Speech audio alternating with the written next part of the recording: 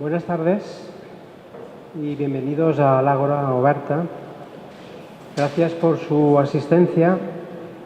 Seguimos con el ciclo de conferencias que hemos programado dentro del proyecto Alternatives, Sesiones de Ciutat, que tiene como objetivo estimular el pensamiento crítico de la ciudadanía. Hoy tenemos como invitado a Fernando Vallespín, politólogo, catedrático de Ciencia Política en la Universidad Autónoma de Madrid.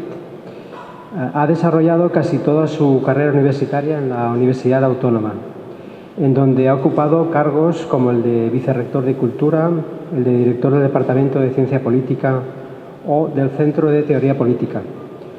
Ha sido también profesor visitante en prestigiosas universidades como Harvard, Heidelberg, Frankfurt, Veracruz y Malasia, además de un activo conferenciante en otras universidades en el ámbito nacional y europeo. Es un experto en teoría política y pensamiento político. Ha publicado más de un centenar de artículos académicos y capítulos de libros de ciencia y teoría política y forma parte, asimismo, de diversos consejos editoriales en revistas españolas y extranjeras. Sus principales obras figuran Nuevas teorías del contrato social, Historia de la teoría política o El futuro de la política. En abril de 2004 fue nombrado presidente del Consejo de Investigaciones Sociológicas, el CIS, en donde permaneció hasta mayo del 2008. Es miembro del comité asesor del think tank Fride y Novajob. En julio de 2011 fue nombrado director académico del Instituto Universitario de Investigaciones Ortega y Gasset. Es colaborador habitual del diario El País y de algunas tertulias políticas radiofónicas, sobre todo en la cadena SER y en Radio Nacional de España. El título de su conferencia es España, retos y oportunidades, 40 años de Constitución, en la que Fernando va a realizar una mirada crítica y constructiva a los principales retos y oportunidades de nuestro modelo político e institucional: estado de bienestar, modelo territorial, educación, sanidad, política exterior, sistema electoral, reforma constitucional, presupuestos. Pero más allá de todo ello, nuestra organización institucional, nuestro modelo constitucional, fruto del consenso del 78, parece convivir con profundos desafíos. ¿Cuál es el balance tras 40 años de la Constitución? ¿Necesita retoques, reformas, modificaciones o directamente un nuevo proyecto constituyente? Gracias, Fernando, por aceptar nuestra invitación. Muchas gracias a vosotros, Vicente. Muchas gracias a ustedes por estar aquí. La verdad es que les agradezco muchísimo su presencia. Bueno, Vicente ha enmarcado bastante bien el tema sobre el que quiero hablar. Bueno, un poco la idea es, aunque se llame así España 40 años de Constitución, la idea no es tanto volver atrás cuanto que en nuestro pasado inmediato nos pueda proyectar un poco hacia el futuro. Yo creo que estamos más interesados en saber qué es lo que nos espera y cómo podemos resolver los problemas que tenemos, que no en volver otra vez a lo que hicimos, ¿no? Pero yo creo que el tema realmente se puede centrar en tres preguntas, que es de dónde venimos, ¿no? Yo creo que después de 40 años se puede evaluar realmente lo que ha ocurrido políticamente en este país, política y socialmente en este país, de una manera bastante sólida. ¿Dónde estamos? ¿No? Es decir, ¿cuál es el momento exacto en el que nos encontramos? Y la tercera pregunta sería, ¿hacia dónde vamos? ¿No? A partir de aquí, ¿hacia dónde vamos? Yo creo que a nadie se le oculta que uno de los mayores problemas que tenemos en estos momentos, y no hablo de España, hablo en general del mundo occidental. Yo creo que podéis organizar un ciclo sobre la crisis de la cultura occidental, porque me parece que hay un problema grave, ¿no?, de crisis de algo que damos por supuesto, y que es la cultura occidental y su preeminencia en el mundo. Yo creo que estamos ante una situación de grave crisis de identidad en todo lo que tiene que ver con Occidente y sobre todo algunos de los logros que atribuimos a Occidente, y muy en particular en los sistemas democráticos. Yo creo que los sistemas democráticos se encuentran ante un conjunto de desafíos muy importantes que no debemos confundir con el populismo. El populismo o el reciente ascenso del populismo es más un síntoma que una causa de los problemas que tenemos. O sea que el que sectores de la ciudadanía prefieran a partidos populistas en vez de a partidos sistémicos, yo creo que representa que hay algo que no funciona, no solamente en nuestros sistemas políticos, sino que no funciona también en nuestro sistema social general. Y a lo que tenemos que mirar es a eso. Que luego el populismo en sí mismo, sobre todo si llega a triunfar, como ha ocurrido, por ejemplo, en Brasil con Bolsonaro, o en Trump, o en Italia, que está aquí a la vuelta de la esquina, genera problemas adicionales, desde luego. Pero a mí me parece que es mejor ver cuáles son los síntomas que conducen a ese resultado, a acabar votando a partidos populistas, que no quedarnos simplemente, como suelen hacer los medios de comunicación, qué horror, ¿no? El populismo está ahí, que vienen, ¿no? Que vienen los bárbaros.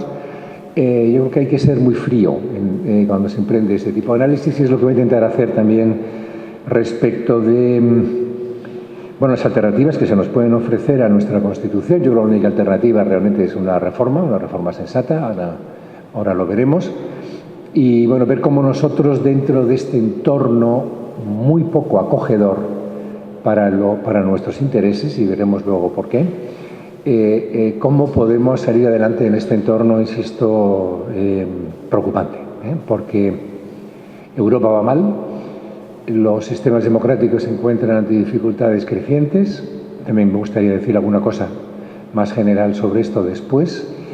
Y luego en España nos enfrentamos a un problema político muy grave, que es la enorme dificultad para conseguir consensos. Y eso es lo que me permite empezar con, digamos, yo creo que es el único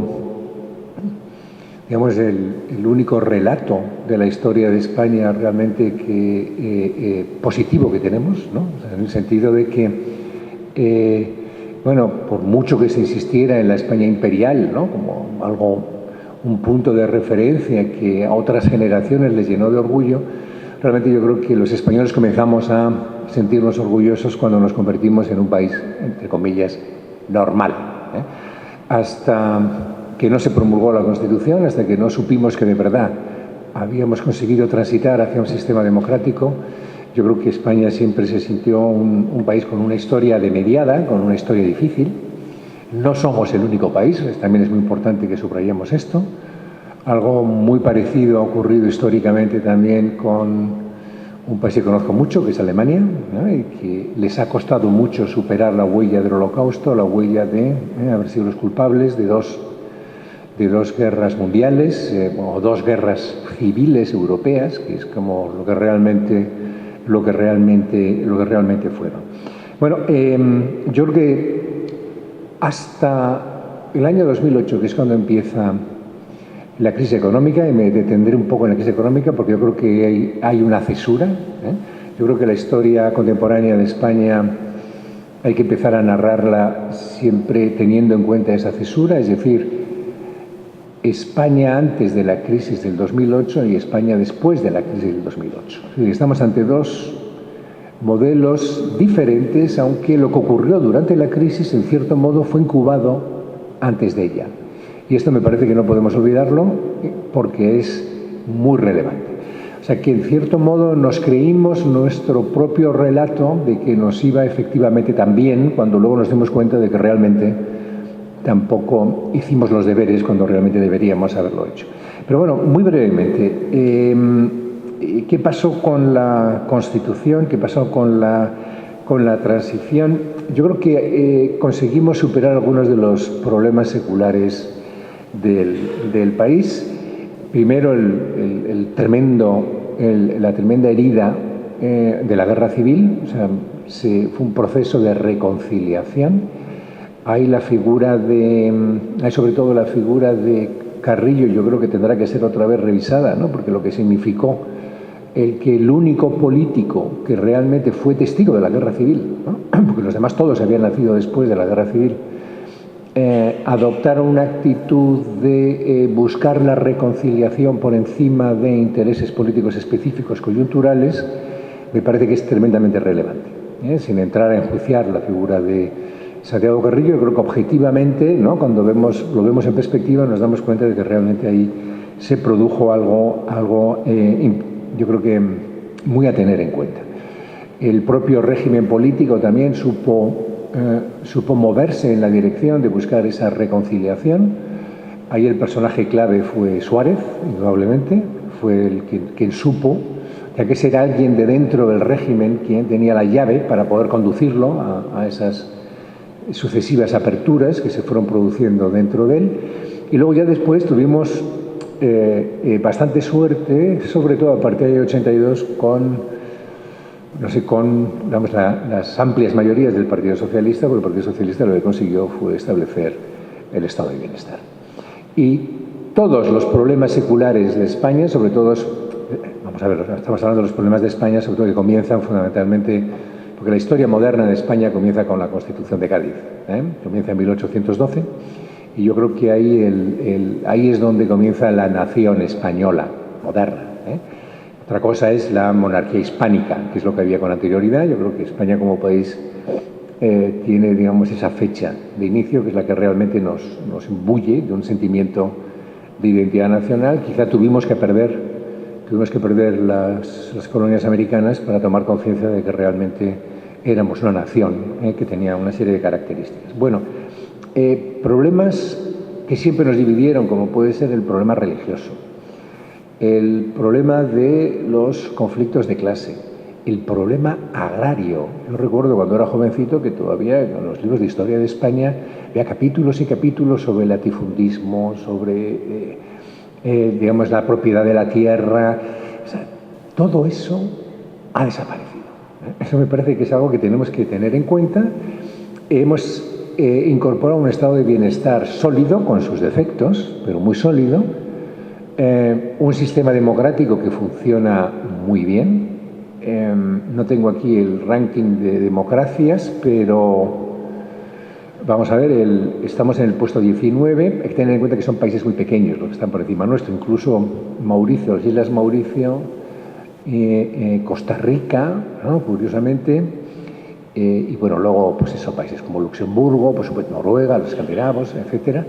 O sea, digamos que de los grandes países europeos, por encima nuestro solamente están Alemania y el Reino Unido. Todos los demás, estos rankings que hacen expertos internacionales, están por debajo. Y estamos creo que son 20, pues en el puesto 19 son 20 o 22 lo que se llaman democracias plenas. Dentro de ese grupo no está Estados Unidos, no está Francia, para que no nos autoflagelemos como solemos hacerlo. Por supuesto no está Italia, no está Bélgica. O sea que hay que tener en cuenta que, bueno, que la cosa tampoco va tan mal. Nuestro estado de bienestar, he dicho que funciona razonablemente bien. Somos ahora mismo el segundo país en expectativa de vida. Eso significa algo, Eso significa que nuestro sistema sanitario funciona y que, por tanto, no solamente nuestro sistema sanitario, sino que nuestra sociedad es una sociedad saludable y cohesionada. O sea, no es una sociedad, porque claro, hay una correlación muy importante entre salud y cohesión social. O sea, que hay ingredientes que realmente nos deberían enorgullecernos, porque venimos de una guerra civil, venimos de una situación, en los años 30, más de la mitad de la población española era analfabeta. Estuvimos 40 años prácticamente aislados del resto del mundo, digamos, del resto del mundo más desarrollado, y en muy poco tiempo conseguimos llegar prácticamente a su nivel. Otro de los fines que conseguimos es salir del aislamiento que nos había provocado, el aislamiento internacional que nos había provocado el franquismo. La incorporación a Europa fue absolutamente definitiva. O sea que estos son los grandes logros que hemos conseguido como superación de algunas de nuestras lacras mayores de la historia de España. Con una excepción, que imagino que será la excepción en la que están pensando todos ustedes, porque el gran problema de España hoy se llama Cataluña. Es decir, lo que no hemos conseguido ha sido el único de los grandes problemas históricos, que era el problema catalán, lo recordamos, ¿no? Siempre Se habló del problema catalán y lo único que no conseguimos superar realmente ha sido la organización territorial del Estado, a pesar de que se intentó con el Estado de las Autonomías, a pesar de que conseguimos poner fin a algo que casi se nos ha olvidado, pero bueno, los que vivimos intensamente la transición ya de adultos, recordamos perfectamente lo que significaba desayunarse todas las mañanas con varios muertos encima de la mesa por atentados de ETA. Es decir, que esa lacra si consiguiera poner fin a esa lacra, que la integración del País Vasco sea razonablemente estable, que las encuestas en el País Vasco ahora mismo no muestran más de un tercio largo de vascos a favor de la independencia, me parece que también hay que ponerlo en el buen hacer de lo que venimos llamando la transición o la vigencia de la propia Constitución, española. O sea que cuando se vuelve atrás y se habla del régimen del 78 como diciendo eso fue un régimen prácticamente, ¿no?, de carácter autoritario, donde los dos grandes partidos se distribuían los despojos del poder, donde realmente una clase política gobernaba a su antojo, poniéndose de acuerdo con todo un conjunto de élites económicas. Bueno, ahora entraré en las cosas que no funcionaron, pero lo que sí debo decir es que si tenemos que hacer un balance, realmente el balance es tremendamente positivo. Tremendamente positivo, y a mí me parece que eso que dijo Alfonso Guerra, ¿no?, que cuando entraron en el gobierno en el 82, que este país no lo iba a reconocer ni la madre que lo parió, pues efectivamente así es. Yo recuerdo cuando salía más allá de los Pirineos, hacia eso que llamábamos Europa, entonces, el contraste no podía ser más estremecedor, ¿no? O sea, uno pasaba 2 kilómetros del tercer mundo a una riqueza verdaderamente espeluznante, y ahora uno llega a cualquier otra ciudad europea, normalmente ya en avión, antes casi siempre lo hacíamos en coche, en cualquier otra ciudad europea, y bueno, tampoco hay tanta diferencia. Por supuesto no podemos compararnos con Escandinavia, pero nadie puede compararse con Escandinavia, países de circunstancias muy específicas, pero bueno, tampoco funcionamos mucho peor que Francia, teniendo en cuenta también la riqueza, ¿no?, y las inercias que tienen en ese país, que es un país rico quizás el único país rico de Europa de toda la vida, ¿no? O sea pero realmente hay mucho que hemos conseguido superar, y por tanto, como hemos superado muchas cosas, también cada vez que vemos algo que no funciona somos tremendamente críticos. Yo creo que lo que nos abrió los ojos, porque hubo mucho de mirar a otro lado, algunos de los grandes defectos que se estaban notando ya en el edificio, lo que nos abrió los ojos realmente fue la crisis económica. Y en España se produjo algo que no se produjo con la misma intensidad en otros países que sufrieron mucho la crisis, como pudo ser, sobre todo, es el caso ni en Portugal se produjo, ni se produjo en Grecia. Italia, pues realmente tampoco le sacudió con la misma intensidad, yo creo que a España y a estos otros países. Y es que mientras que en Grecia, por poner un ejemplo, la responsabilidad de su situación se imputó a Alemania y en particular a Angela Merkel, nosotros responsabilizamos a nuestras élites políticas, sociales y económicas.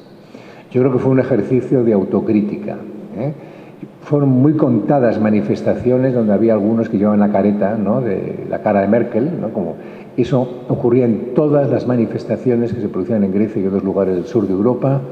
Eso apenas se produjo en España. Y me parece que es muy relevante que lo tengamos en cuenta, porque en cierto modo lo que hicimos fue autorresponsabilizarnos, primero por no haber sido lo suficientemente críticos con nuestros gobernantes, a quienes, insisto, imputamos esa responsabilidad, y en segundo lugar también el hecho de con nosotros mismos, es decir, que éramos una sociedad un poco ensimismada, una sociedad de nuevos ricos que realmente no pensaba más allá del momento en el que estaban viviendo, y no fuimos conscientes de que estábamos actuando como ciudadanos malcriados. Este es uno de los grandes defectos de la democracia. Pues sobre esto, si quieren, en el coloquio podemos entrar, porque es un tema muy bonito.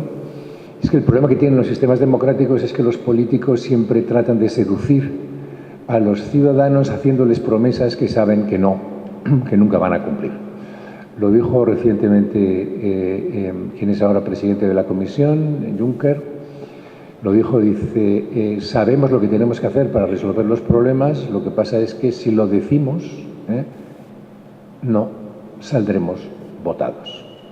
Es decir, sabemos cuáles son las reformas que son inevitables para poder salir de la situación en la que estamos, pero la gente lo que quiere es, no quiere que les hablen de sacrificios, lo que quiere es buscar una salida a lo que normalmente estamos buscando. Bueno, yo creo que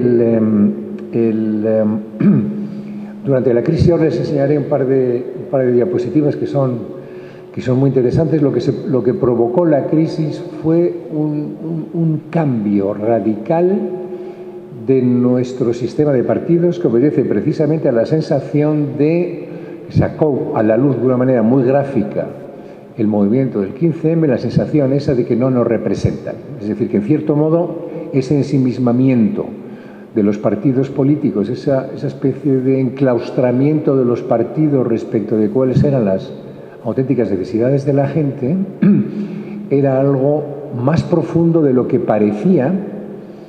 Y esto se lo puedo decir porque yo estuve en el CIS antes de la crisis económica. Eso era algo detectable ya en los datos sociológicos del CIS. La distancia cada vez mayor entre el ciudadano y las instituciones. Esto es algo que por supuesto, después va a ser infinitamente superior esa distancia, pero estaba comenzando a producirse el malestar que acabó en el divorcio. Ese divorcio entre el pueblo español y sus dirigentes. Yo creo que ahí, en cierto modo, se ha visto con perspectiva, el término que mejor lo puede expresar es el ensimismamiento de las élites políticas, sociales y económicas con una situación que hasta ese momento pues había ido siempre cuesta arriba, y de repente en el primer momento en el que dejó de ir cuesta arriba, por ejemplo, el caso más evidente es el sector inmobiliario, la burbuja inmensa que habíamos creado, el que nunca tomamos conciencia de que realmente podíamos financiar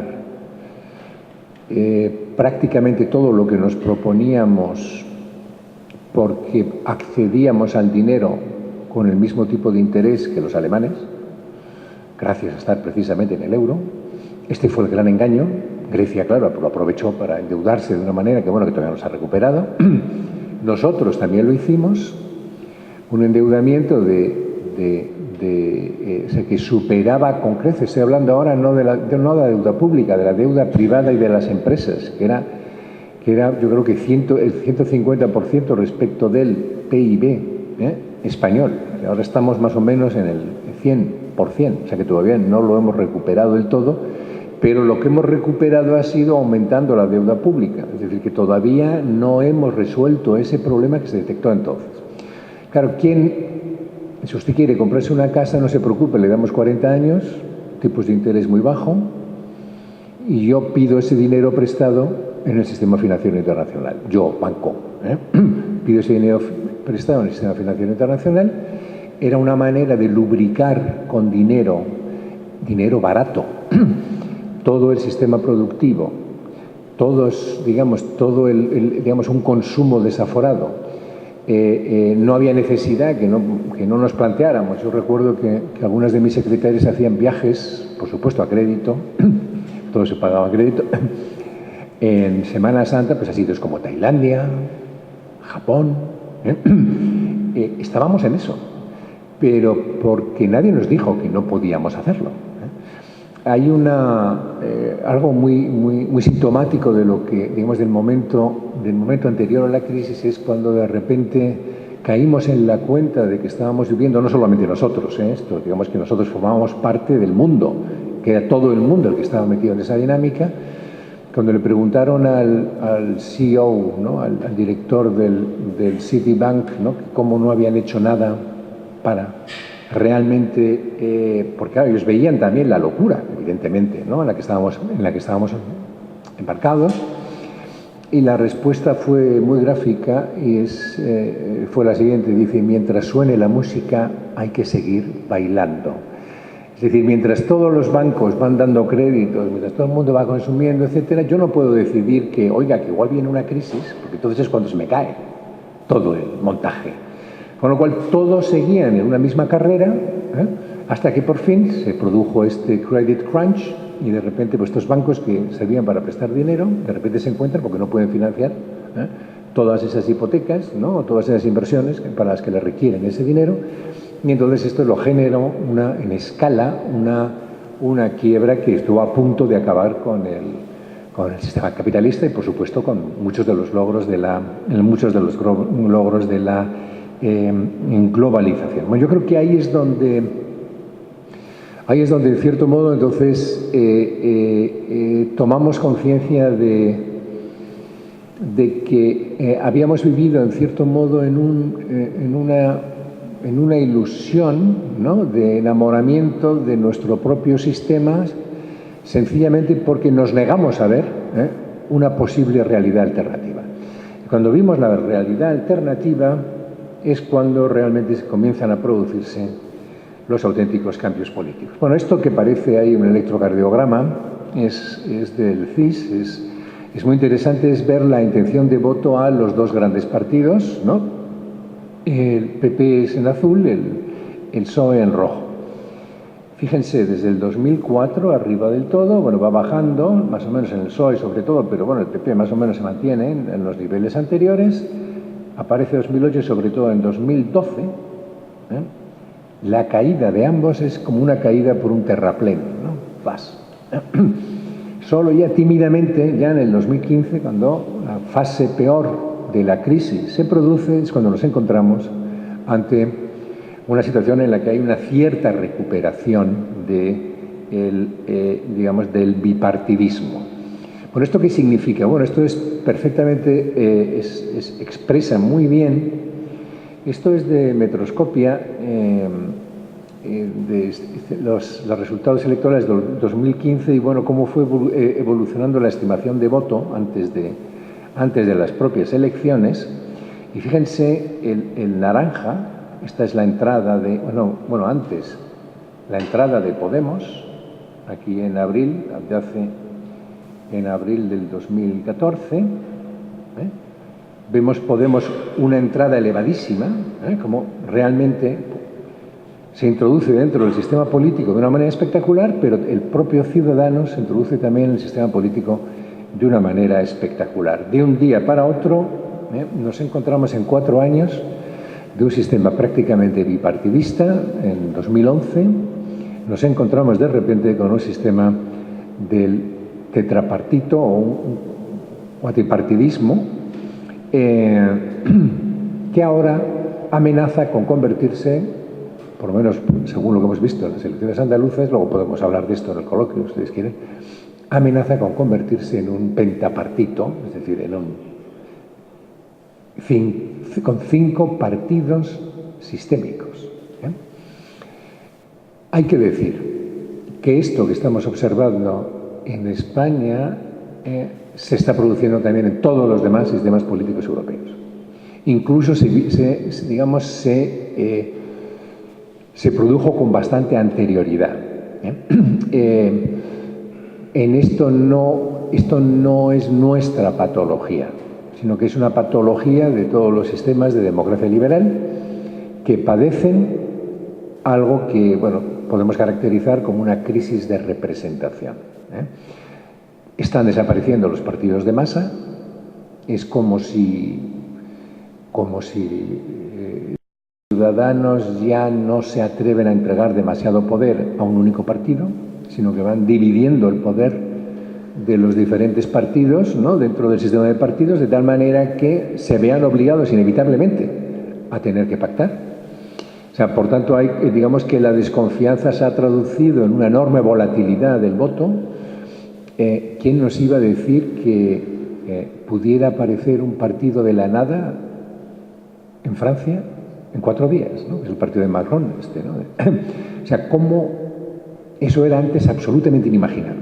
O uno estaba en un partido con una tradición sólida, o prácticamente el votar a partidos nuevos es algo que no cabía en la mente de prácticamente nadie. Por tanto, aquí un efecto inmediato de la crisis es una descomposición de la condición de posibilidad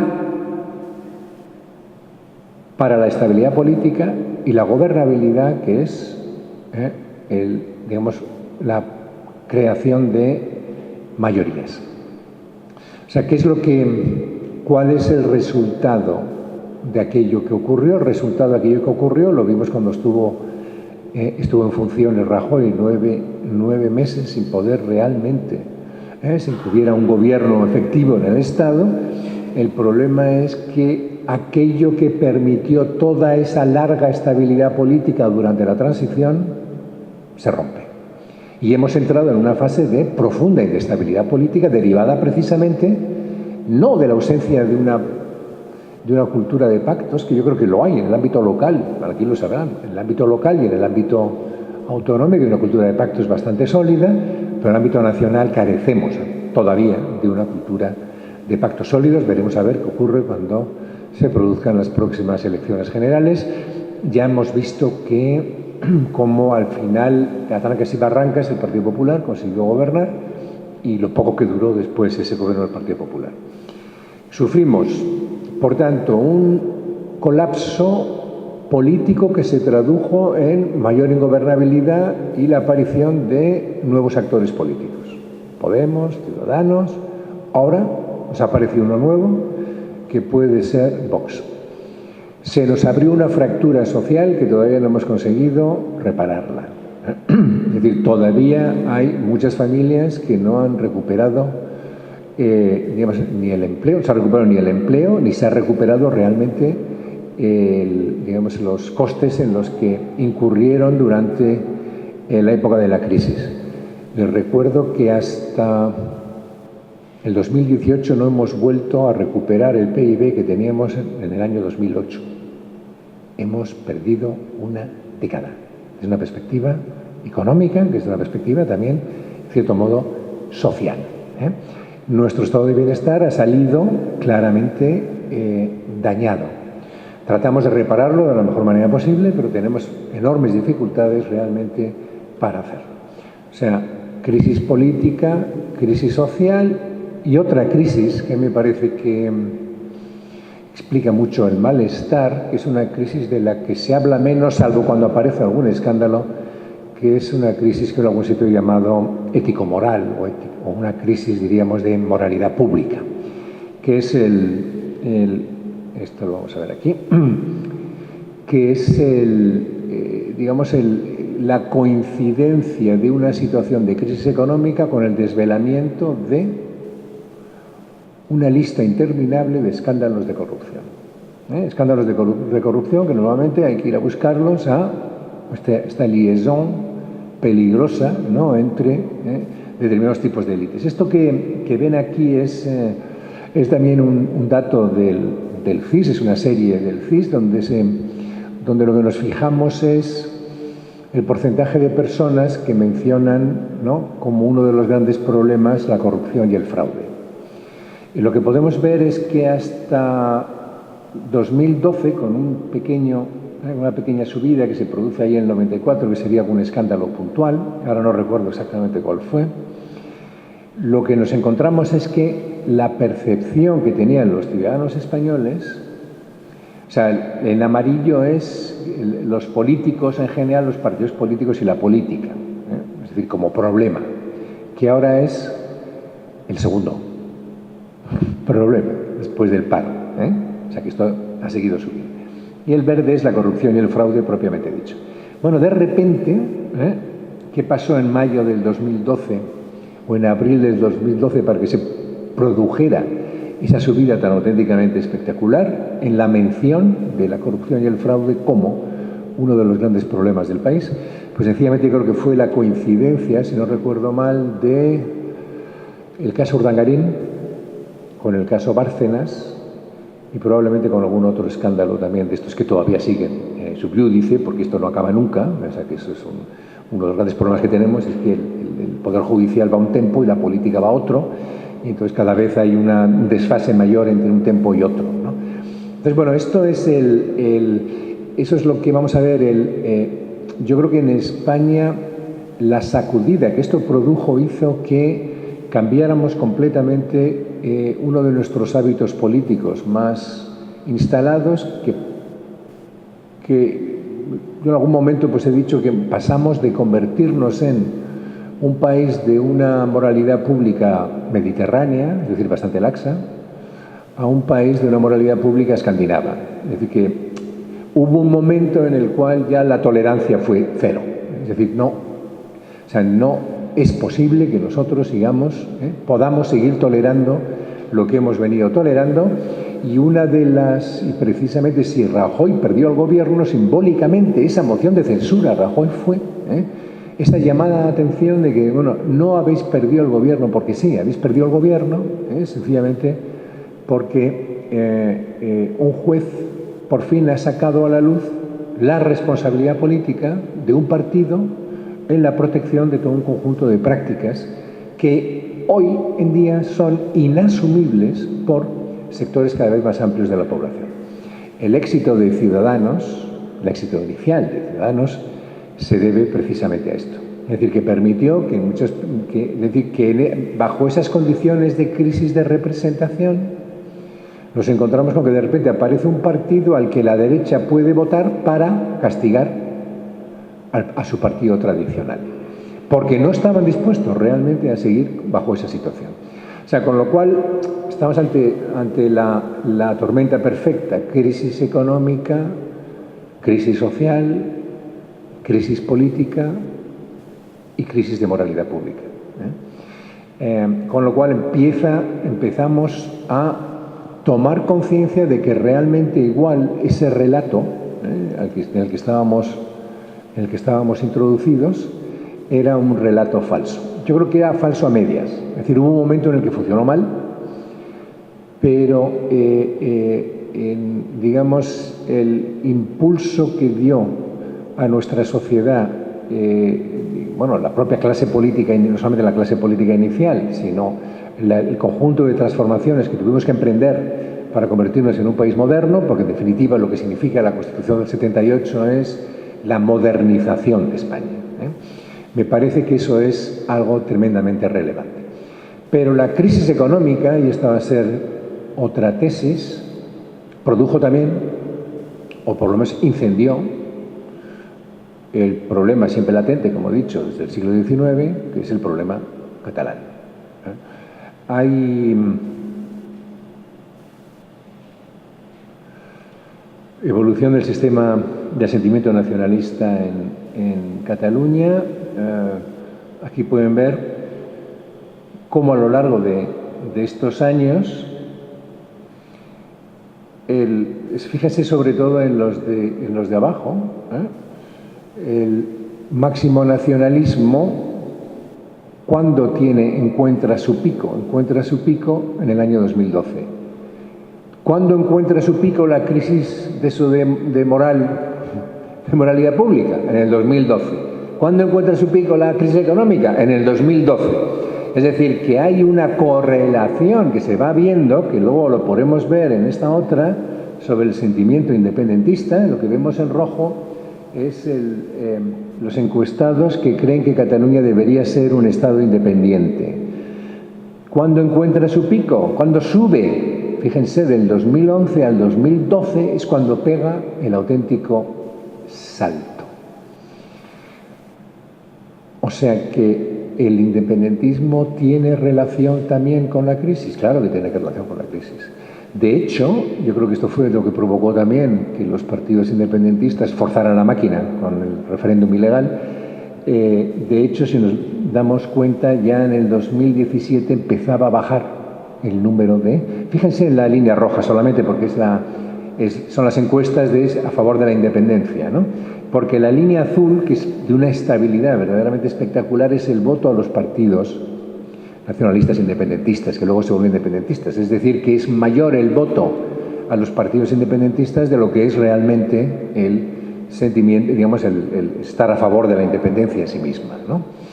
Pero no deja de ser curioso cómo realmente este incendio se produce justo en el momento en el cual España entra en la deriva de la crisis. En cierto modo, se ha utilizado mucho la metáfora.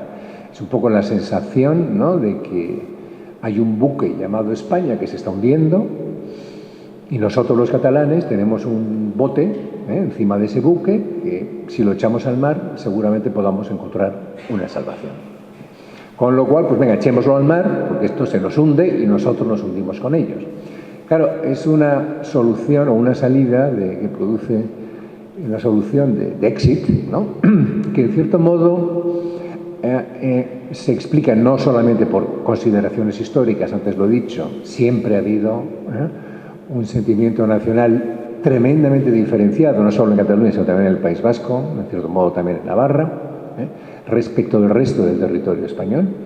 Pero, en cierto modo, a lo que estamos asistiendo aquí es a un momento de crisis que parece que se está resolviendo en las demás dimensiones, menos precisamente en esta. Es decir, una vez que se han embarcado en esta especie de confrontación explícita, la mayoría de las fuerzas nacionalistas catalanas, que ya son fuerzas independentistas, es cuando realmente nos encontramos ante la situación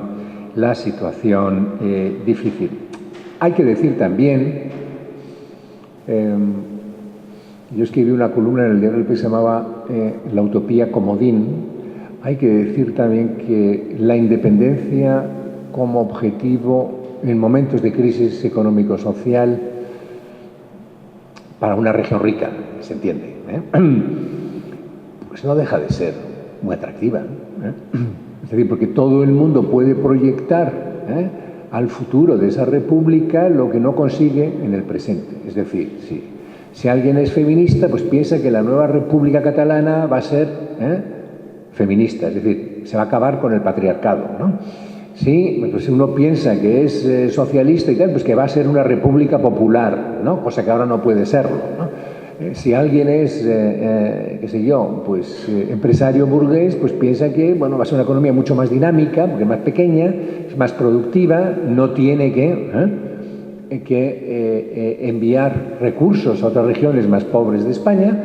Es decir, que todos podían proyectar sobre esa, es decir, digamos, la tentación de apretar el botón de reset que se produjo en ese momento en Cataluña es perfectamente comprensible, dada la situación en la que estábamos. Porque claro, eso en Valencia nadie se le hubiera ocurrido, o muy poca gente se le podría haber ocurrido, porque Valencia en sí misma no se ve sola, pero Cataluña, como sí tiene una tradición de potencialmente verse como un Estado diferenciado, precisamente porque es uno de los estados más privilegiados dentro de la península, pues además ese giro hacia el independentismo satisface algo más que la huida de un país que se hunde, satisface también las necesidades de creer en alguna utopía, que es algo que en la sociedad en la que estamos realmente no tenemos ocasión de hacerlo. Bien, ¿a dónde vamos? ¿Cómo podemos resolver todo este conjunto? ¿Cómo podemos resolver todo este conjunto de problemas? Vamos a ver, yo creo que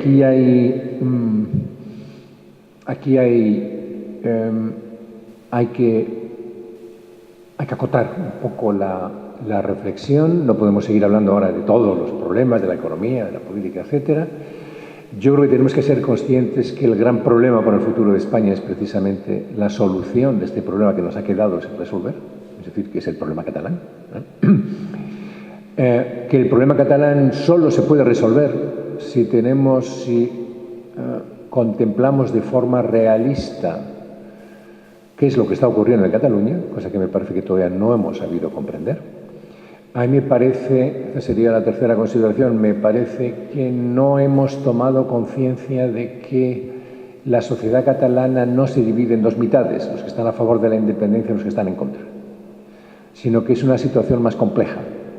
Se divide en 3 tercios. Un tercio se ha echado al monte y ya no baja, son los independentistas irredentos, o sea, esos ya no son recuperables, ese tercio de la población. Hay otro tercio que son, digamos, los Inés Arrimadas, por entendernos, ¿no? O sea, que son los españolistas que van a seguir siendo españolistas, pase lo que pase, aunque no cambie nada, aunque no se cambie la Constitución, aunque todo siga igual. Y el tercer tercio, y este es al que hay que seducir, o al que tiene que seducir alguno de los otros dos para salir de este impasse en el que estamos, el tercer tercio lo que quiere es otra forma de acomodo de Cataluña dentro del Estado. Muchos de ellos votan independentista, otros votan a En Comú Podem, otros votan pues igual siguen votando pues, al PSC, pero indudablemente hay un tercio de la población al que le gustaría o que estaría dispuesto a aceptar no a la independencia siempre y cuando Cataluña asuma un rol diferente dentro del Estado, se la acomode de otra manera distinta. Y el problema es saber de qué modo. O sea, que el independentismo, por supuesto, solo está interesado en que sea una decisión binaria, sí o no. Porque lo que interesa es el máximo, es decir, está jugando al máximo.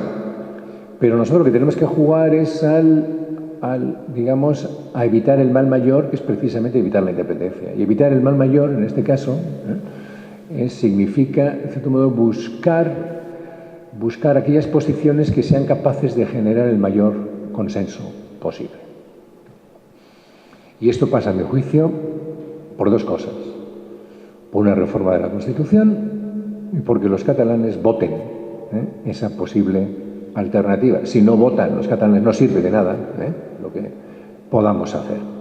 Con lo cual aquí nos enfrentamos a una cuestión que tiene que ver con estrategias de organización de nuestro sistema territorial, más bien de reorganización de nuestro sistema territorial, que pasa por una reforma, bueno, ahora enseguida entraré en algún detalle, una reforma federal de nuestro Estado de las Autonomías.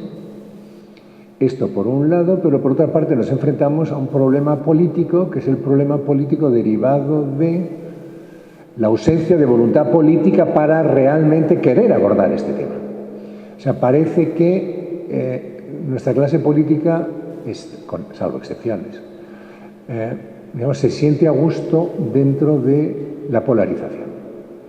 Los independentistas dentro de la dinámica independentista y, sobre todo, la derecha española, los 3 partidos de la derecha española, en no darles ni agua. Es decir, no nos moverán de la Constitución. Cuando se habla de la Constitución, además, se habla como si fueran las Sagradas Escrituras. Aquí no se quita una coma. No se quita una coma. Claro, si no hay voluntad política, ¿de qué nos sirve el intentar diseñar algún posible mecanismo de salida? Bueno, yo creo que lo que tenemos que enfrentar a la clase política, y aquí es muy importante también lo que haga la sociedad civil. El otro día en Madrid hubo un acto al que me invitaron y que me pareció muy interesante, que organizaba el Círculo de Economía de Cataluña, donde han hecho un texto que recoge algunas propuestas de reforma constitucional que en cierto modo siguen un papel que fue redactado, un papel sobre la reforma constitucional del Estado que fue redactado por un grupo de constitucionalistas y administrativistas dirigidos por Santiago Muñoz Machado. Es decir, que el Círculo de Economía se inspiró en cierto modo en esto, y yo creo que ahí hay algunas ideas fuerza en los 2 papeles que me parece que merece la pena darse cuenta es decir, tomar conciencia de qué sería lo que podríamos hacer. Vamos a ver, yo creo que lo importante aquí sería, primero, desdramatizar la reforma constitucional. Es decir, quitar el tabú a la reforma constitucional. Además, nuestra Constitución no tiene cláusulas de intangibilidad, es decir, que en principio, si existe mayoría suficiente que lo apoya, cualquiera de sus preceptos puede ser reformado. O sea, es decir, que nuestra Constitución no excluye nada a priori. Todo depende de que seamos capaces de tener la mayoría suficiente para hacer el cambio que realmente deseamos. Por tanto, no pasa nada por reformar una Constitución, otros países lo hacen continuamente y no se hunden. Nosotros tenemos la idea esta de que enseguida se nos va a hundir todo el edificio cuando empecemos con eso. Pero lo que sí está claro es que la reforma siempre es mejor que iniciar un nuevo proceso constituyente, lo que pretende Podemos, por ejemplo. Es decir, volver a poner el contador a cero. Claro, si no hay ahora consenso para la reforma, ni para reformas mínimas, ¿cómo va a haber consenso para, digamos, aprobar una Constitución dentro de un nuevo proyecto constituyente? O sea, me parece que es un poco absurdo. Por tanto, desdramatizar reforma constitucional, primer punto. Segundo punto, hay muchísimas cosas que podemos reformar. Pero como queramos reformar todo lo que es susceptible de ser reformado, o que merecería ser reformado, no vamos a acabar reformando nada. Con lo cual hay que concentrarse en un único tema. Y ese tema debe ser necesariamente la cuestión territorial. O sea, reforma sí, pero no reforma abriendo ventanas por todos los lados. No. Vamos a reformar el título octavo. Porque el título octavo realmente fue una chapuza. O sea, en el título octavo es que ni siquiera se menciona cuáles son las comunidades autónomas que tenemos. No se mencionan por nombre. No se sabía. Si realmente no hay un caos de definición de competencias que ha dotado de un protagonismo verdaderamente espectacular al Tribunal Constitucional, que realmente ha provocado una deslegitimación de su proceder a lo largo de los últimos años, porque está continuamente interfiriendo en la vida política normal, porque todo eran reclamaciones ante el Tribunal Constitucional. Por tanto, yo creo que hay que reformar el sistema territorial y aquí hay dos posibilidades. Reformarlo entero, que esa es la propuesta de los ponentes, es decir, que el sistema de distribución del poder territorial hay que reformarlo, tuviéramos el problema de Cataluña o no tuviéramos el problema de Cataluña. Ojo, esto es importante, ahora veremos por qué. O sea que este es un tema que yo creo que es relevante, y la única posibilidad de hacerlo efectivamente, tenemos el grupo este de los juristas reunidos por Muñoz Machado, lo que viene a decir, dice, el nombre que le pongamos es irrelevante, pero lo que está claro es que tenemos que seguir las tradiciones que se han seguido siempre en los sistemas federales. O sea, podemos no llamarlo federalismo, pero lo que vamos a hacer es aplicar, digamos, las soluciones de los sistemas federales al funcionamiento del sistema territorial español. Esto es realmente lo que en cierto modo se suscita. Y de paso que resolvemos gran cantidad de problemas. Por ejemplo, en el sistema político español es increíble que no tengamos la figura del Senado. Un Senado territorial donde las comunidades puedan, digamos, cooperar entre ellas, es decir, que rompamos con ese bilateralismo que se establece ahora mismo dentro del Estado de las autonomías, y que las comunidades autónomas puedan cooperar con el Estado, incluso en cuestiones que tienen que ver con política europea. Es decir, el problema que tenemos es que somos un Estado compuesto para algunas cosas, pero no acabamos de ser un Estado federal, porque en cierto modo hay excesivas trabas que impiden un mejor funcionamiento o una personificación más adecuada de las diferentes comunidades autónomas en la vida general de la federación. O sea que aquí es donde está, en cierto modo, el problema, es decir, que ¿por qué las comunidades autónomas no pueden codecidir la financiación? Me parece que este es un tema fundamental. Es decir, está claro que hay que mantener el principio de solidaridad, está claro que hay que incorporar el principio de ordinalidad, es decir, que tú no puedes quedarte en peor posición que otros por el hecho de haber sido solidario con los demás, que es un principio, por ejemplo, que rige en el Estado federal alemán. No hay ese foro o Consejo General de deliberación entre las diferentes comunidades autónomas. O sea que realmente ya que tenemos que resolver el problema catalán, porque no hay otra, aprovechemos y también hagamos un sistema de organización territorial del Estado que sea mucho más eficaz, que permita que las deficiencias del Estado, las autonomías, puedan ser superadas. Y aquí lo fundamental, todos los sistemas federales, lo fundamental es el dejar claramente establecidas cuáles son las competencias exclusivas de la Federación, es decir, del Estado. Aunque sean 4, aunque sean mínimas, pero que eso se respete hasta el final. Luego que cada comunidad autónoma se organice como quiera, es decir, variedad, es decir, cada comunidad se organiza como quiera. Si Castilla-La Mancha no quiere las competencias de educación, pues bueno, ya no negociará con el Estado lo que hace, ¿no? Pero si Valencia sí las quiere y quiere seguir con ellas, pues que siga con ellas. O sea, es decir, que eso no es... lo que está claro es que el Estado... tenemos que decidir si el Estado tiene o no tiene esas competencias. Si decidimos, como hay ahora, que no tiene esas competencias, pues no podemos decir que tiene las competencias, ¿no? Esas, salvo las muy generales, ¿no? de coordinación, ¿no? de los diferentes sistemas educativos, etc. Entonces, si conseguimos eso, favorecemos, digamos, un doble principio. Primero, el de lealtad constitucional a la Federación, por un lado, y por otra parte, el de dotar de autonomía y es decir, de autogobierno efectivo a diferentes opciones que según cada territorio, cada comunidad elige para sí misma. Y que no todos tienen que seguir los principios que siguen los demás. Y además en España eso es imposible porque somos una sociedad, pues eso de donde lo saben bien, ¿no? Donde de muchas lenguas, el plurilingüismo, pues ya diferencia unas comunidades autónomas de otras son islas, ¿no? O sea que misma la organización dentro de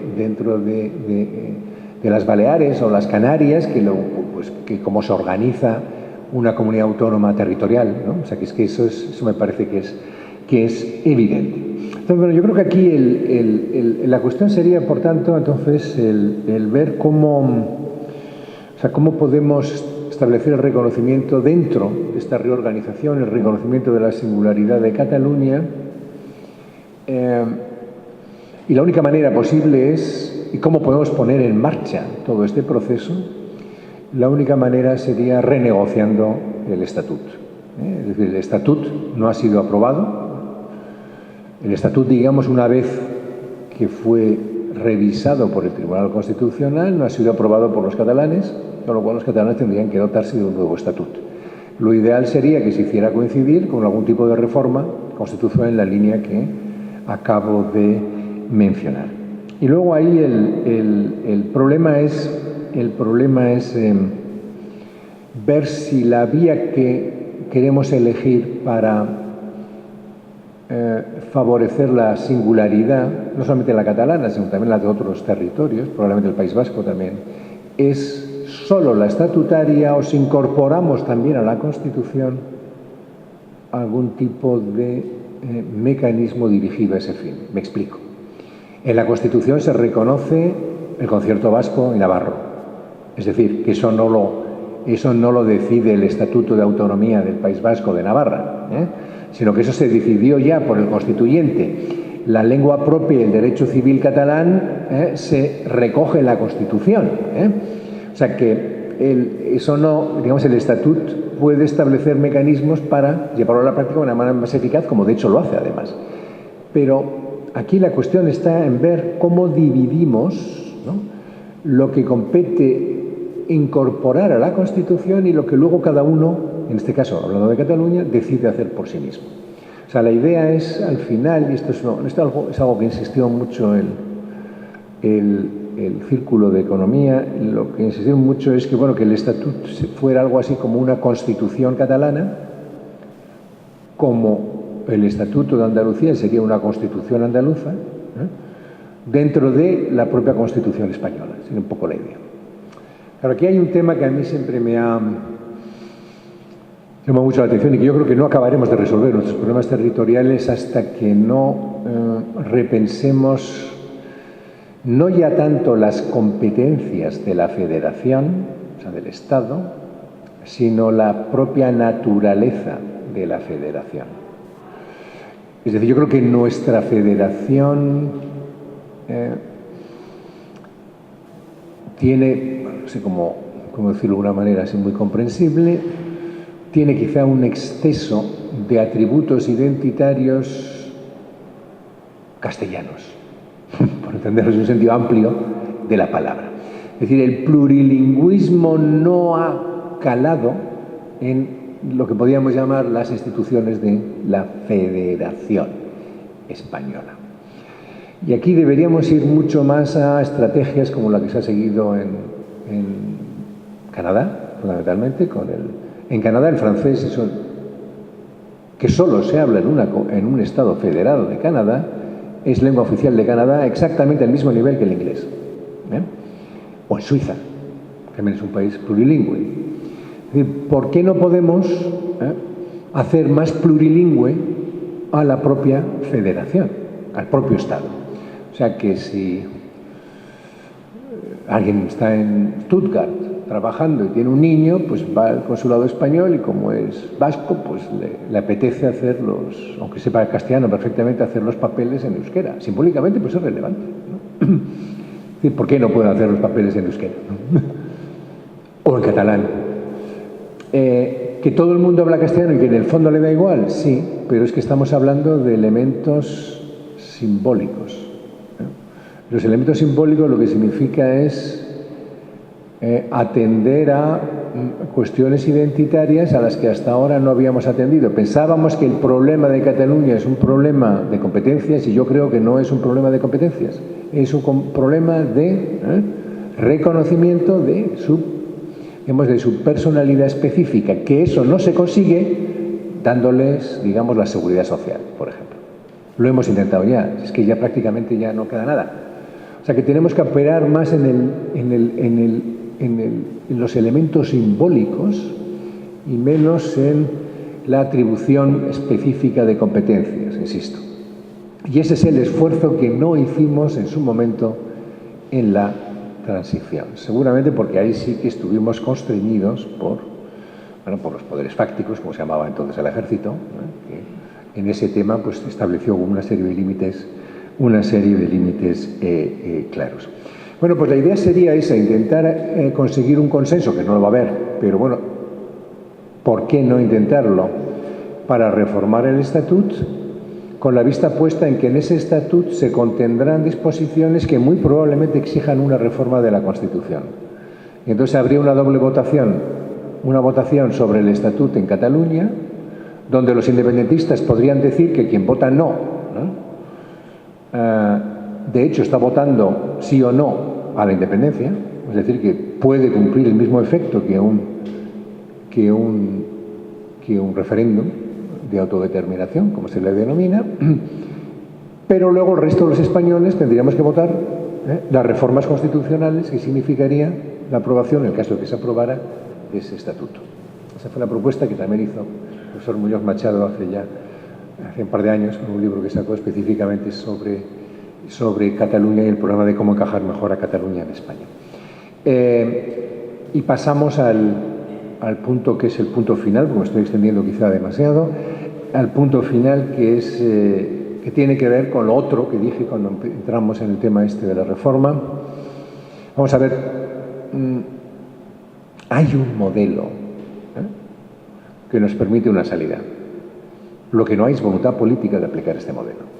Es decir, aquí tenemos el problema político de que para muchas fuerzas políticas sigue siendo rentable el actuar movilizando el anticatalanismo, por ejemplo, ¿no? O movilizando determinadas posiciones, y para otras sigue siendo rentable movilizar el independentismo, ¿no? O sea que esto no solamente va por un lado, sino que va por otro lado. Es decir, que ninguno de esos dos grandes bloques parece que esté preparado para decidir que, vamos a dejarnos de las políticas de máximos. Negociar significa que ambos tenemos que ceder en algún lugar, así que sentémonos para ver en qué podemos ceder y en qué no podemos ceder. Bien,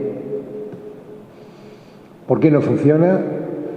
Bueno, yo creo que no funciona porque lo que falta es el elemento puramente político, porque esto a lo que me voy a referir ahora es es algo, es un rasgo que no tiene que ver con lo jurídico constitucional, no tiene que ver con nada que no sea puramente político, que es la ausencia flagrante de liderazgo.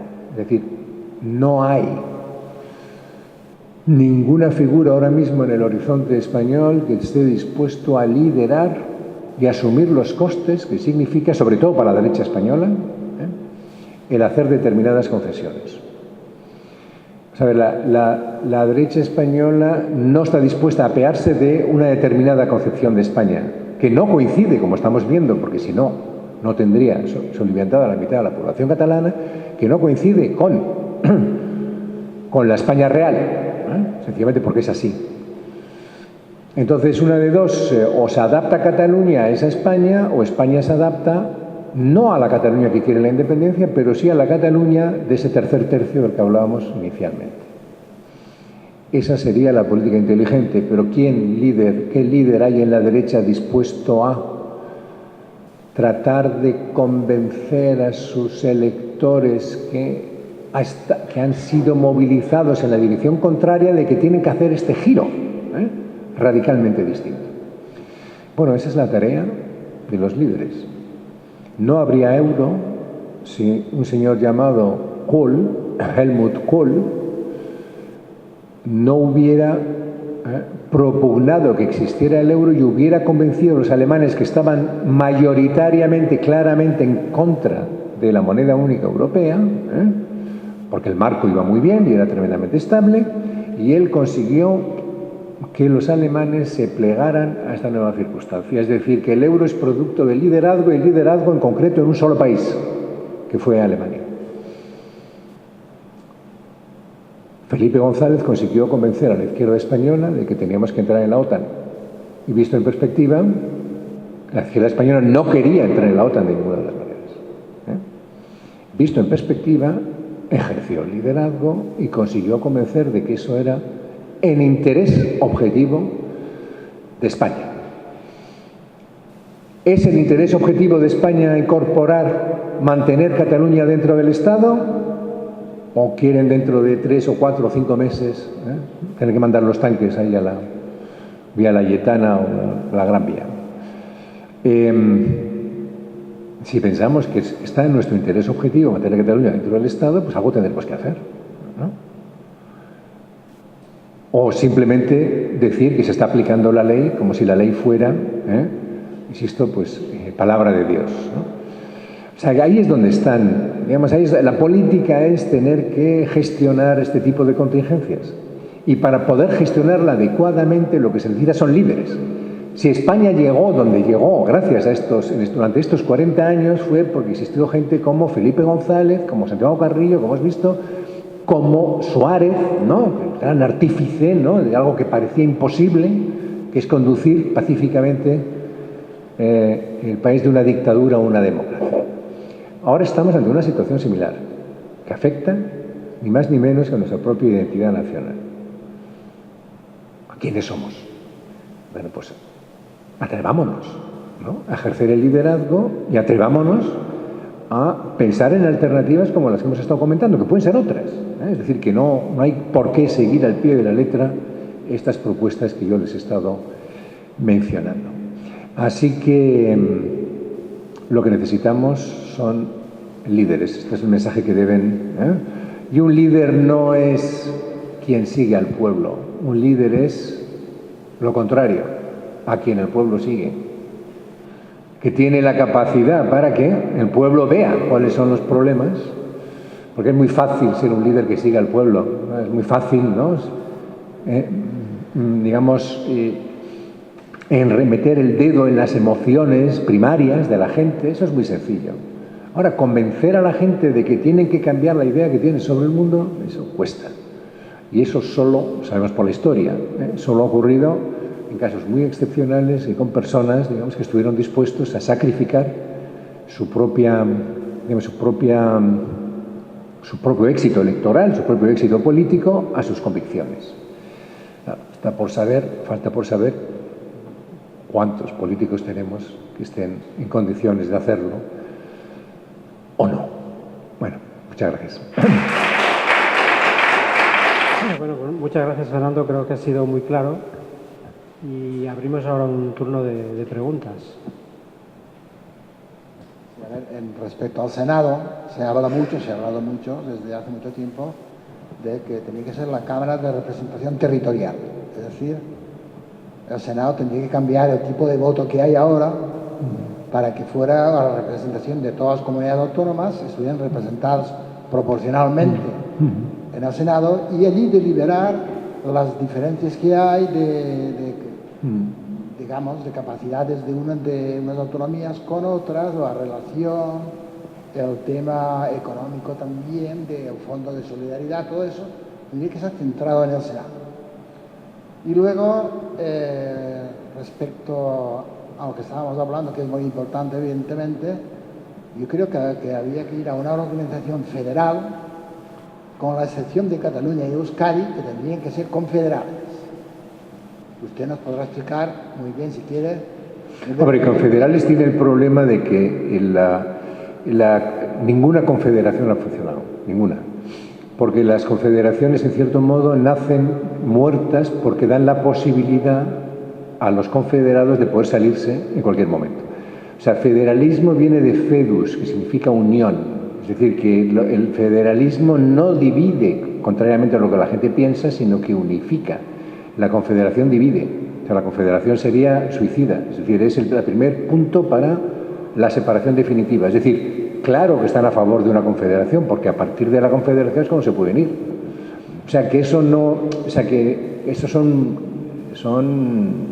una trampa lingüística que está muy bien diseñada, porque todos decimos, bueno, si hay voluntad de hacerlo, pero es que ese no es el problema. El problema es que desde el momento en que tú te defines como confederación, por ejemplo, País Vasco y Cataluña, estás poniendo la primera piedra para que se vayan, porque no hay confederación sin que los confederados no puedan decidir su salida del Estado. Tienen que aceptar la federalidad votándola.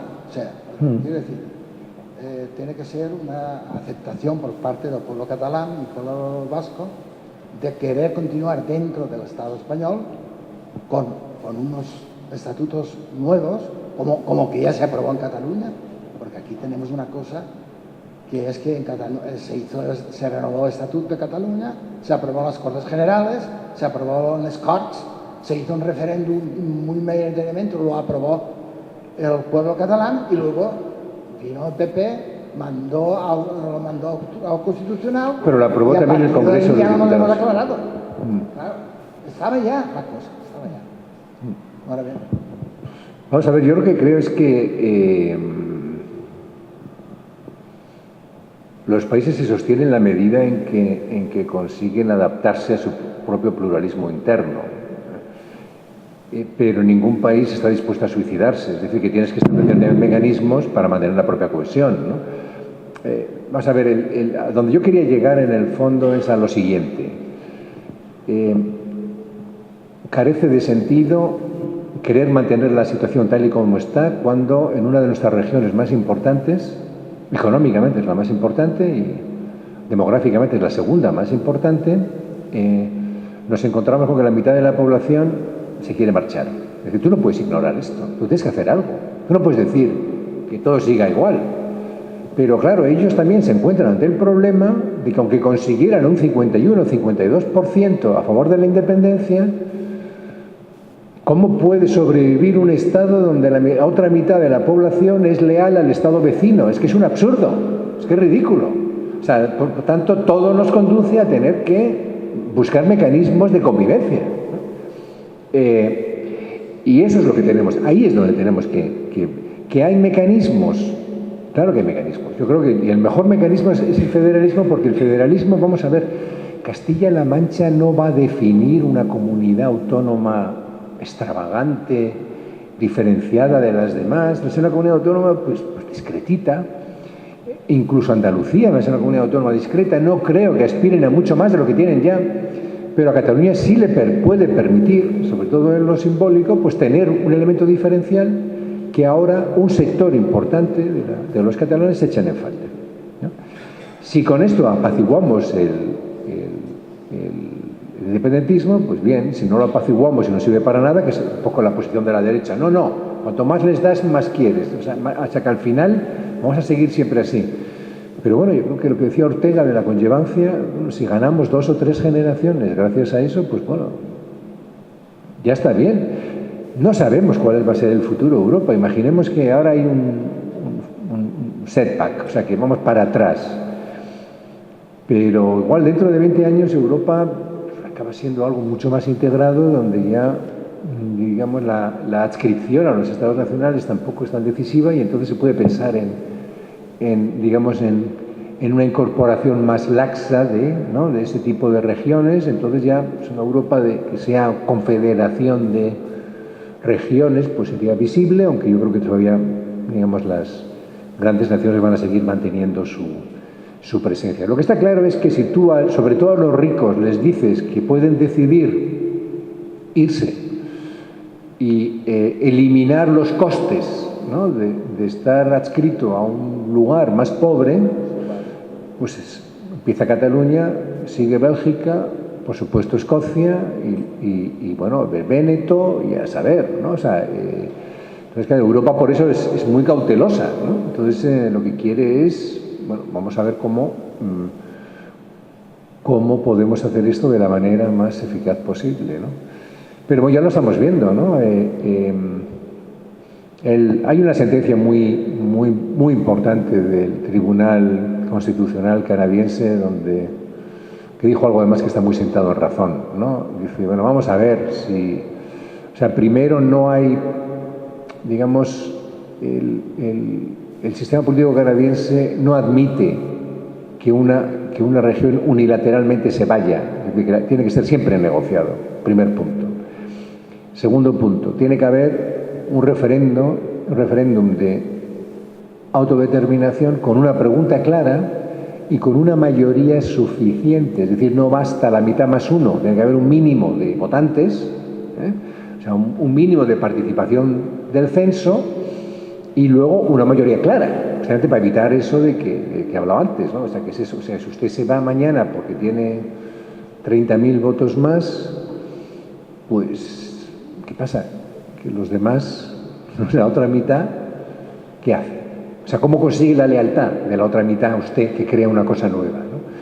Entonces, bueno, y lo último que dijo es, dice, si esa mayoría clara se consigue, pues entonces no hay más remedio que negociar la marcha, ¿no? Es como, vamos a ver, es como los matrimonios, ¿no? Cuando se casan y tienen hijos, ¿no? Pues hay un momento en el que igual pues hay que negociar el divorcio.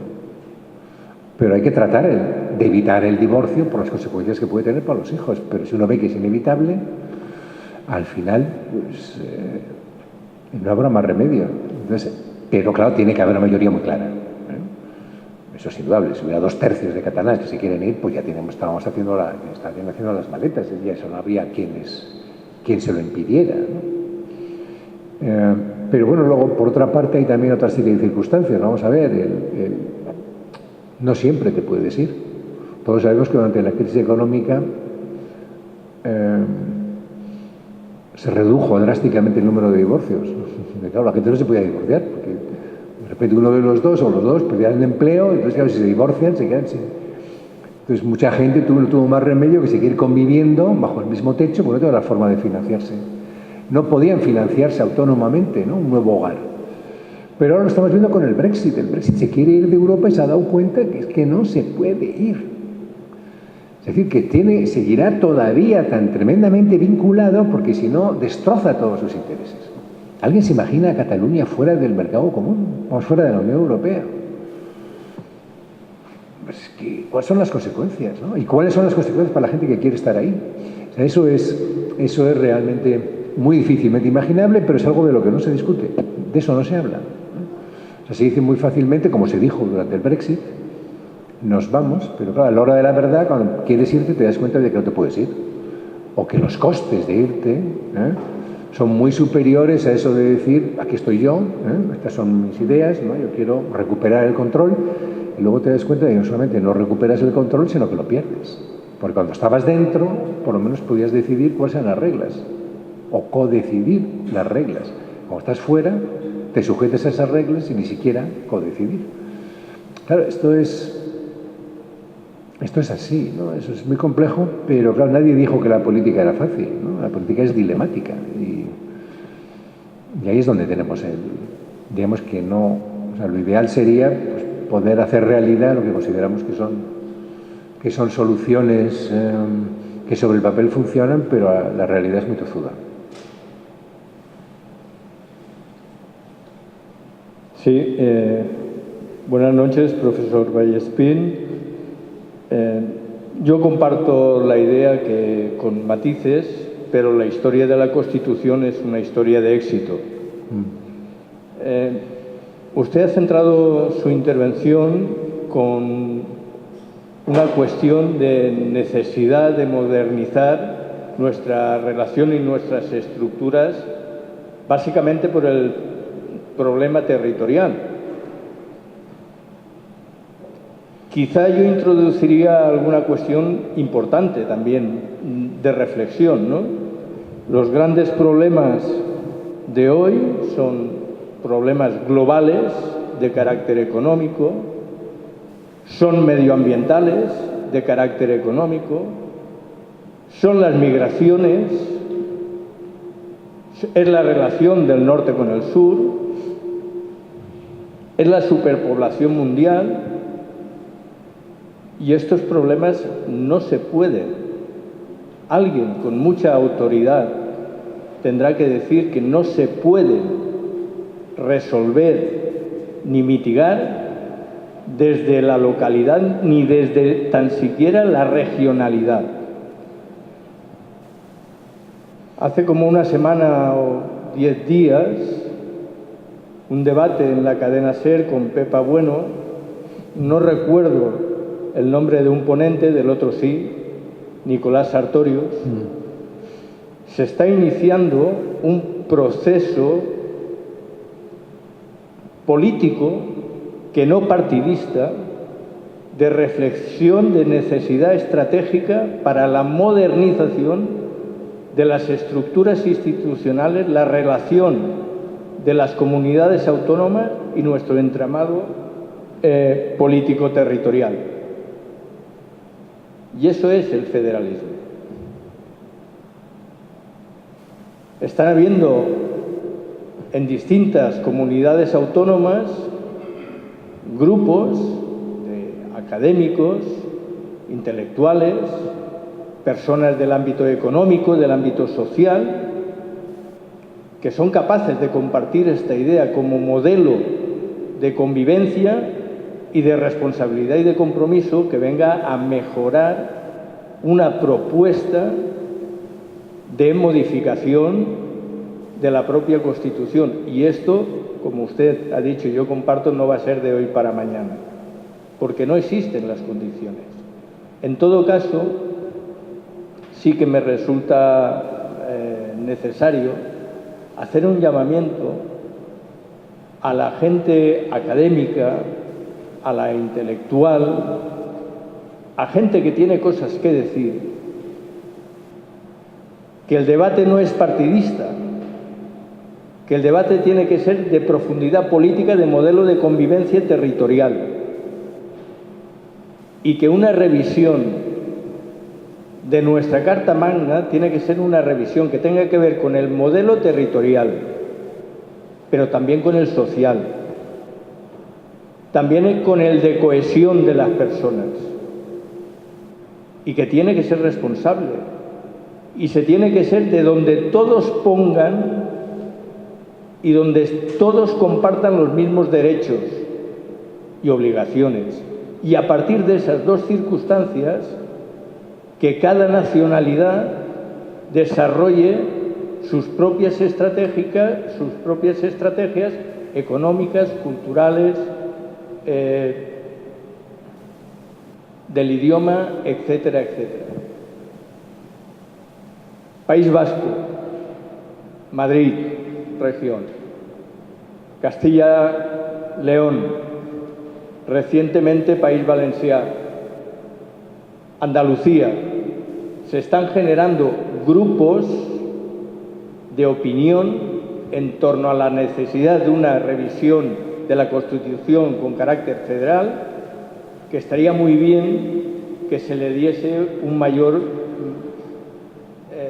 eco a través de personas como usted, que tiene influencia en potentes aparatos de difusión de nuestro país, para que se opine, como usted muy bien ha dicho, referente al escrito que tuvo tanta repercusión, pero que acabó, y ahí es donde yo creo que hay que sumar esfuerzos.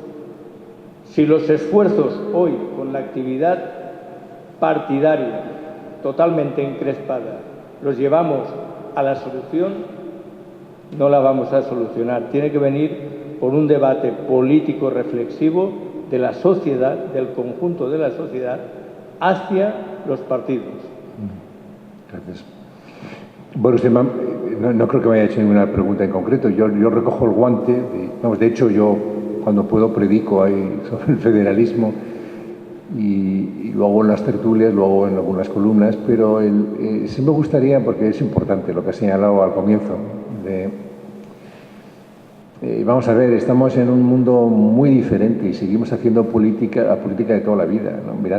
Fijándonos solamente en lo que nos rodea, ¿no? Los desafíos son globales, solo encontraremos solución a los desafíos globales. Leía mi columna del domingo que va de eso, se llama Lecciones de Davos, si es que no me la han cambiado el título, pero bueno, que es... En fin, parece mentira que estemos todavía discutiendo sobre cosas tan pequeñas cuando realmente tenemos que resolver lo grande, lo mayor, ¿no? O sea, es que el cambio climático está aquí, es que el desafío, el problema demográfico, ¿no? O sea, eso sí que es un problema, ¿no? Que en Murcia se autodefinan de una manera o de otra. Oiga, mire usted, bueno, defínase como quieran, pero oiga, que eso no es el problema, ¿no? O sea, que... Y yo creo que ahí estamos perdiendo la jerarquización de los temas sobre los que discutimos, pero lo que sí está claro es que ahora mismo en España el problema más urgente es el problema catalán, ¿eh? Por supuesto el problema social está, todos están ahí, pero el problema más urgente, digamos, que exige una solución política inmediata y que además tiene mucho que ver con arquitectura de organización constitucional, es el tema catalán. Y por eso lo ha acentuado tanto, ¿no? Porque si uno ve realmente dónde venimos y cómo hemos llegado hasta aquí, pues es que hemos resuelto problemas históricos tremendos, ¿eh? Los hemos resuelto. Sigue pendiente este otro, que eso es lo que no hemos acabado de resolver, y a ver si por lo menos conseguimos los próximos 20 años, un mínimo consenso para aguantar otros 40 años, ¿no? De aquí a los próximos 40, dentro de... Ya, el mundo del futuro ya dirá hacia dónde iremos, ¿no? Pero eso es muy relevante.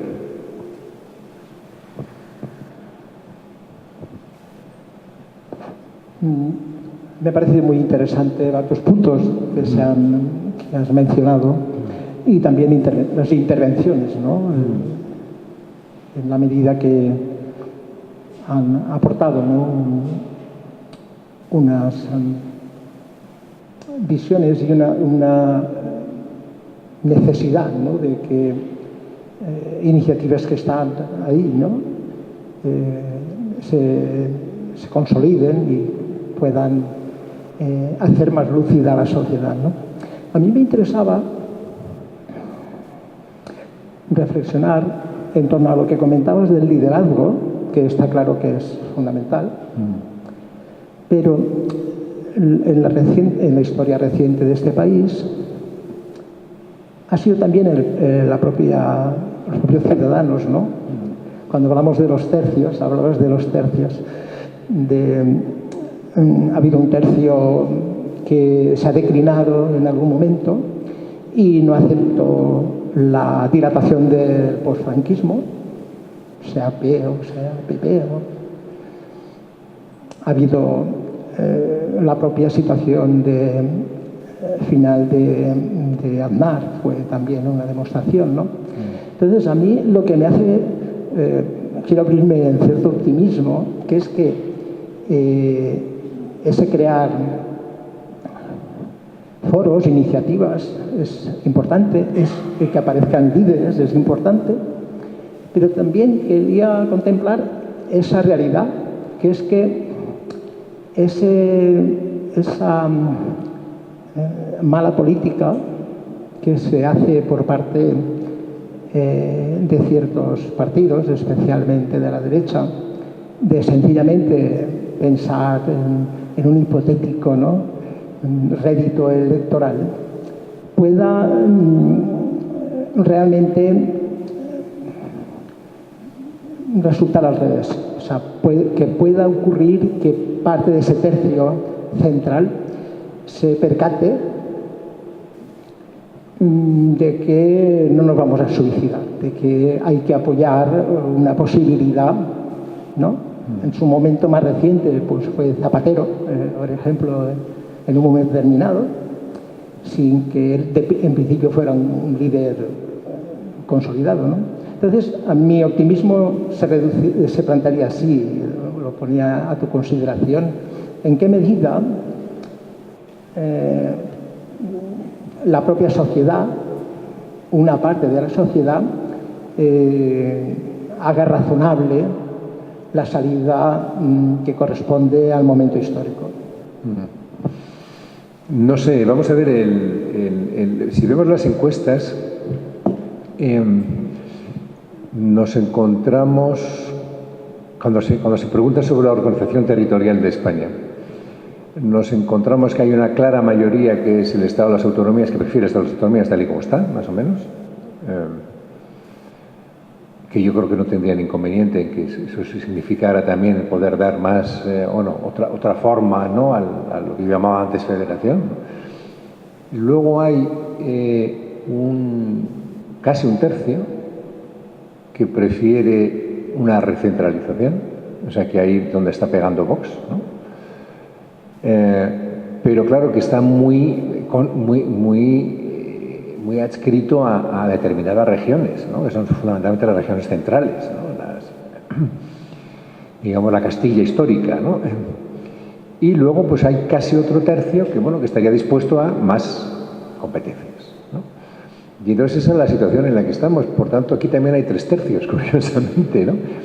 Entonces allí lo que habría es que habría que convencer a los de la recentralización que la recentralización no solamente no resuelve los problemas, sino que crea problemas nuevos, irresolubles. Porque ahora el problema, dentro de un país compuesto, descentralizado como es España, ahora el problema es Cataluña, y todavía no está pacificado del todo como es habido el País Vasco y Navarra y tal. Bueno, pero es que en una España recentralizada tendríamos el problema también con Andalucía, probablemente con Baleares, con ustedes los valencianos, con Galicia. ¿Qué queremos? Es decir, si ya ese consenso del Estado de las autonomías fue lo suficientemente bueno y amplio, ¿para qué tocar ese consenso? Ahora de lo que se trata es de mejorarlo, hacerlo más eficaz. Ya sabemos qué es lo que no funciona. Pues mejorémoslo, ¿no? Hagámoslo funcionar. Y yo creo que ahí es donde... Pero hay que convencer a la gente de que esto es así, ¿no? Y ahí es donde necesitamos los líderes. Que los líderes lo vean claro y sobre todo que no se aprovechen de que estas cosas la gente se las toma de una manera muy pasional para azuzar las emociones de unos en contra de las emociones de otros, ¿no? Entonces, claro, que esto es una cosa muy de juristas y politólogos muy fríos, ¿no?, que también tenemos nuestro corazón, pero que hay que verlo con frialdad y entonces a partir de ahí intentar convencer de que a todos nos va a ir mejor si vamos a un modelo reformado, que tampoco tiene que ser radicalmente reformado, ¿no?, de organización territorial. Pero claro, si mezclamos ese debate con monarquía sí, monarquía no, etcétera, entonces ya nos olvidamos. Entonces ya apagamos la luz y decimos, bueno, venga, que venga el siguiente. Entonces, claro, esto es lo que tenemos que resolver ahora, ¿no? Que más adelante quieran acabar con la monarquía mis hijos, la generación de mis hijos, o lo que sea, pues que hagan lo que quieran, ya verán. Pero quiero decir que nuestra función ahora, función histórica ahora, los que estamos aquí, es realmente resolver este problema, que es el auténtico problema. Porque además es un problema que va a pervivir haya monarquía o haya república, o sea que no nos engañemos, esto funciona así, ¿no? Este es un problema de Estado, por tanto requiere una solución de Estado, que es lo que deberíamos hacer.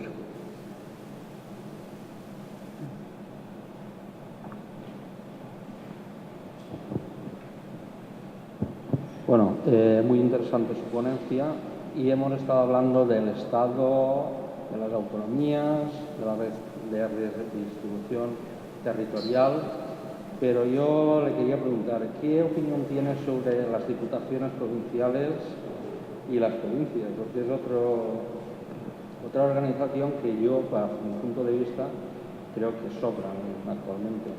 ¿Que sobran? Que sobran. De la forma que están enfocadas, posiblemente. Y luego, estoy totalmente de acuerdo con el problema de Cataluña, que se trata de reconocer pues, lo que los catalanes de alguna forma reivindican, ¿no? Que se les ponga en su lugar y bueno, que nos pongamos todos de acuerdo. Y bueno, esa era la pregunta. Bueno, las diputaciones yo lo que diría es que, bueno, que luego que cada comunidad autónoma se organice como quiera, ¿no? Si quiere mantener diputaciones o no, porque las diputaciones son muy importantes en algunos lugares donde hay muchos municipios que están muy desregulados. Es decir, que no todas las diputaciones sobran, pero claro, algunas diputaciones pues sí pueden sobrar, ¿no? O son competencias que podrían adscribirse a otros, pero también cumple alguna función interesante, ¿no? Pero yo diría que eso no tiene por qué regularlo el Estado, ni la Constitución. Eso es algo que quien lo sabe realmente es quien está allí, que ve los problemas, está encima de los problemas, es decir, digamos, el nivel de gobierno más próximo, que es el de la comunidad autónoma específica. Porque ahí es, por ejemplo, Cataluña quiere una organización distinta de la ¿cómo lo llaman? Las greguerías, no, suena parece algo parecido. ¿Cómo? ¿Cómo? No, parece que es, bueno, que es un sistema que es como de comarcas, ¿no? Más que de provincias. Y, bueno, pues se puede buscar alternativas de ese tipo, ¿no? Ya sabemos que además pues la organización territorial, judicial, no coincide tampoco exactamente con la provincial, etcétera. O sea que pero claro, una comunidad como Extremadura, que tiene 2 provincias, ¿no? Pues, si quiere mantener las diputaciones, pues no pasa nada, ¿no? Claro, que cuando tienes ya tantas provincias como la comunidad de Castilla y León, ¿no? Pues entonces, bueno, igual puedes encontrar un mecanismo más eficaz, aunque en Castilla y León yo creo que mantendrían las provincias, precisamente, ¿no? Igual que en Andalucía, ¿no? Pero a otros sitios tampoco tiene mucho sentido, ¿no? Y luego también, bueno, pues podríamos revisar incluso pues si tiene sentido mantener en algunos lugares, aunque mejor no revisar eso, no, lo retiro. Lo decía, mantener en algunos lugares pues comunidades uniprovinciales, ¿no? Como Cantabria, La Rioja. Es decir, yo la verdad es que lo de Murcia, yo en el colegio, pues eso, Albacete y Murcia van siempre prácticamente juntos, ¿no? Es que otra cosa. Pero bueno, esto ya una vez que se ha establecido, ya sabemos que las instituciones muchas veces lo que hacen es enraizarse. Cuesta mucho volver a dar marcha atrás, ¿no? Bueno, pues muchas gracias a ustedes por su asistencia. De nuevo darle las gracias a Fernando por haber venido hasta Alcoy, desde Madrid. Adiós, encantado. Y a ustedes, pues, les esperamos en la próxima conferencia. Muchas gracias. Gracias.